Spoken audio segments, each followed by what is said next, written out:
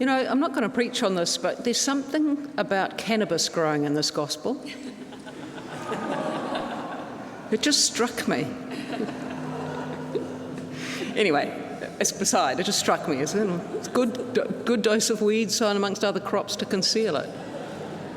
And some of it gets burned if the police find it. But anyway, today we hear, of course, the parable of the weed and the wheats. It's a theme that is very close to last week's parable. But last week it was all about the soil. This week it seems to be all about the seeds. Just as with last week, we get Jesus telling the parable and then some intervening verses and then the parable explained. As Helen said last week, Jesus was not in the habit of explaining parables. Spelling them out seems to make them something they are not.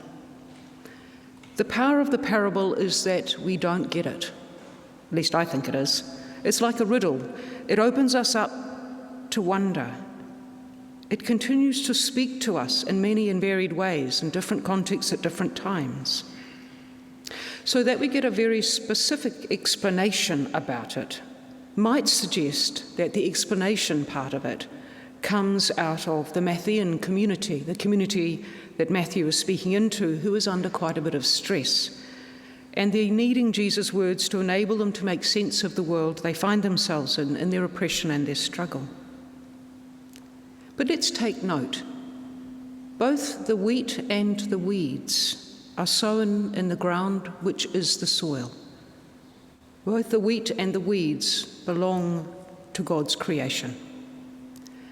The weeds are part of the growing environment of the wheat, part of what enables the wheat to grow to its fruition.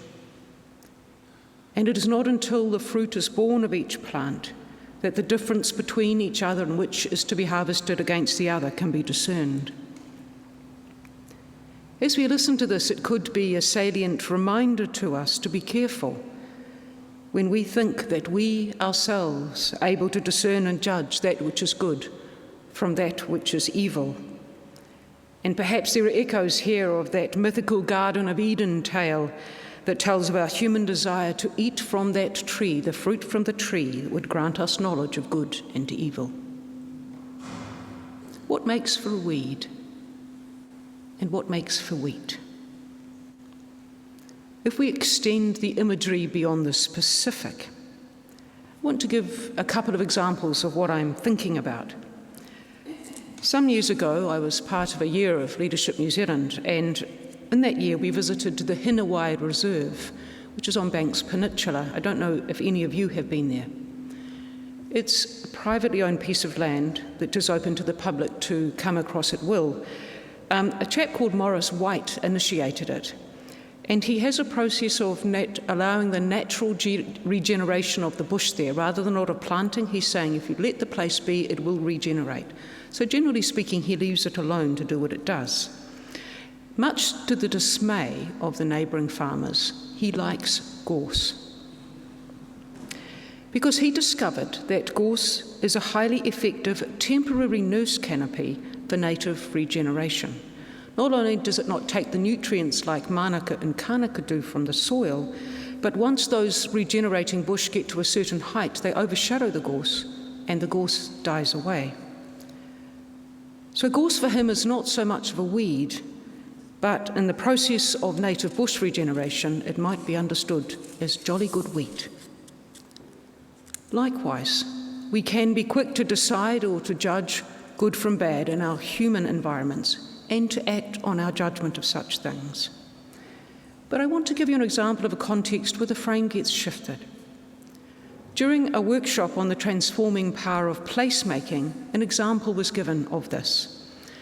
There was a shopping mall in Australia that was struggling with an overabundance of under-occupied youth, let us say. The larger number of these under-occupied youth were male, and they got up to the usual mischief associated with under-occupied young men. And there had been a number of complaints made about them to the people that owned the mall, especially the older people who were the frequenters of the mall, because they'd become very afraid. They felt intimidated by these men with random amounts of energy. So they weren't sure they wanted to keep coming. So they brought on this chap called David Engwhite, who was an amazing guy, an Australian, still an amazing guy, who was an expert in placemaking.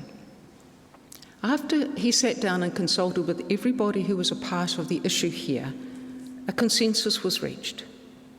These under-occupied young men became wardens for the mall. They each had a vest which indicated on the back that they were a warden. They became the custodians.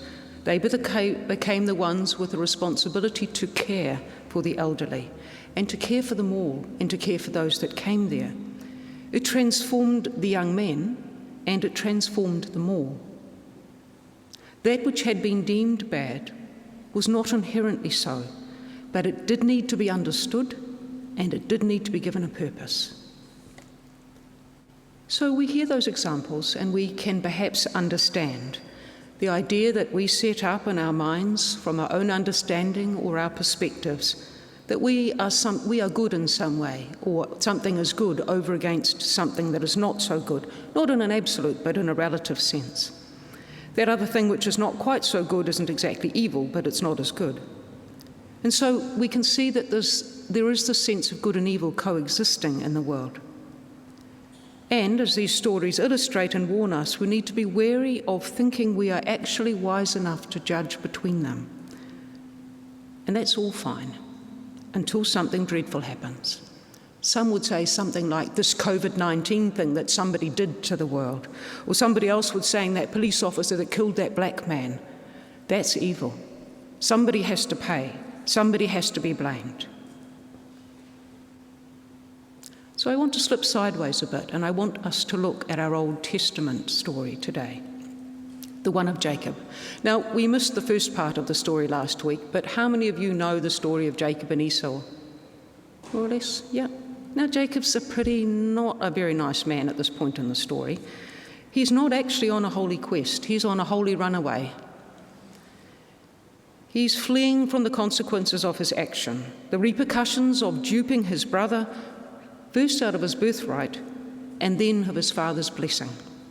Jacob is actually probably fleeing for his life. Night falls.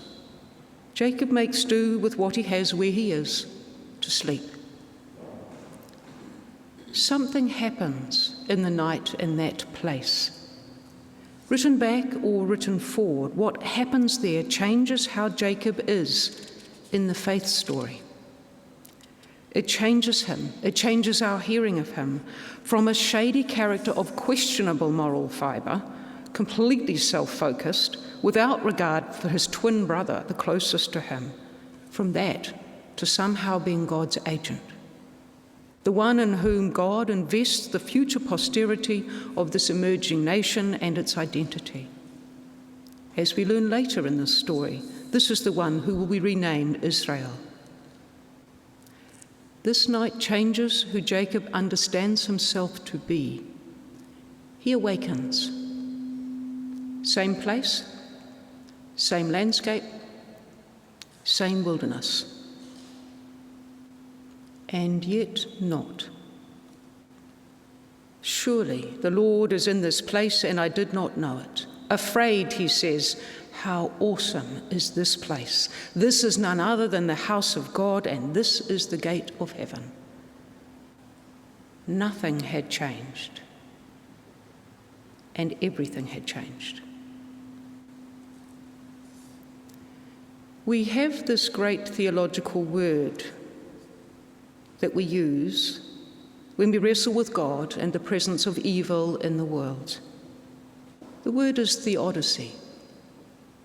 I sometimes think it is so befuddling a word, it's usefully deployed to deflect from the genuine issues it faces.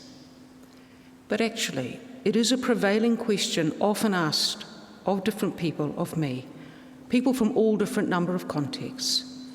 If God is good, why does bad stuff happen? Why does God let it happen?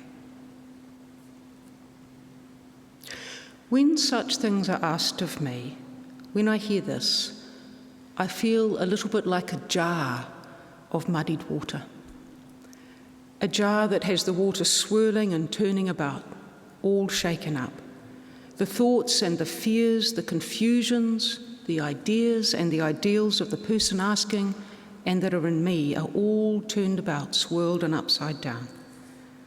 There are so many things I can't answer.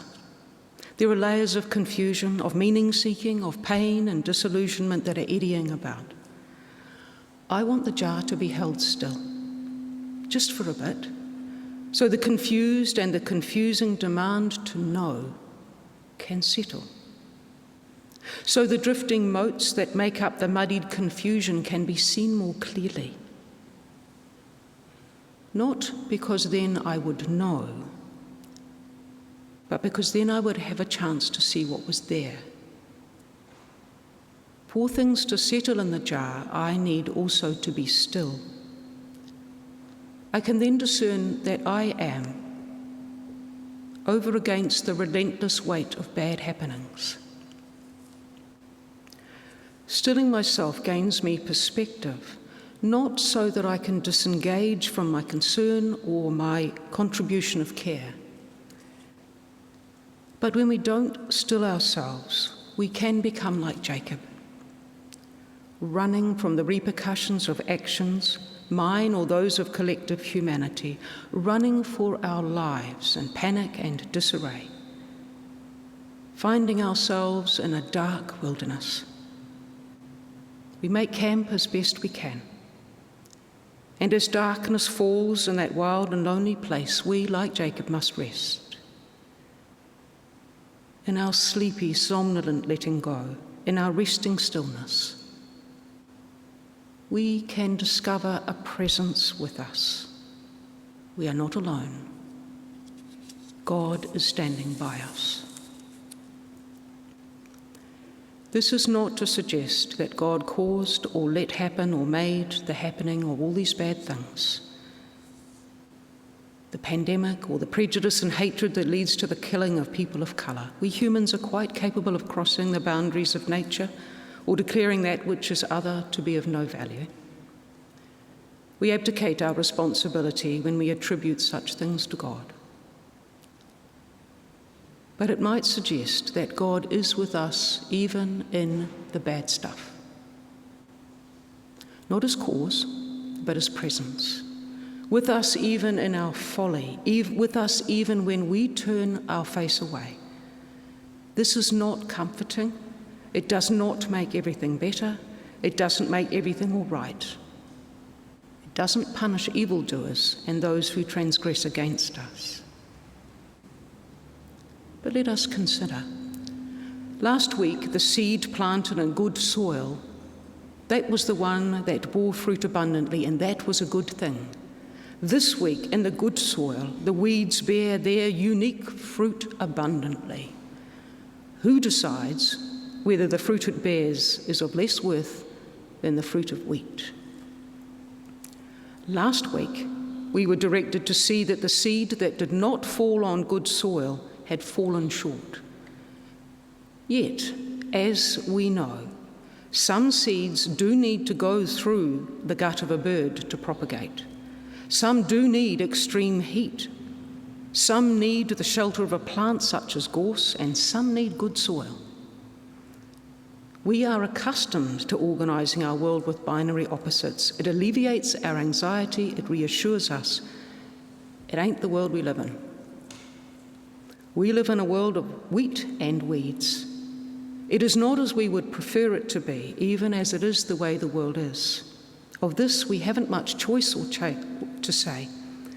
But each day and each moment, what we can do is we can pause. We can pay attention to that huge amount of turmoil. We can let it be as it is, see it for what it is. It isn't us. It isn't who we are. As we put down the burden of our confusion, as we settle, we can awaken to the sense that we are not alone. There is a presence with us. Some of us will name that presence God. Surprised, perhaps we too declare, truly God is in this place, and I did not know it. We might then wonder, what have I to learn of divine presence in this place I did not expect it. Nothing has changed, and everything has changed. And it could make a world of difference.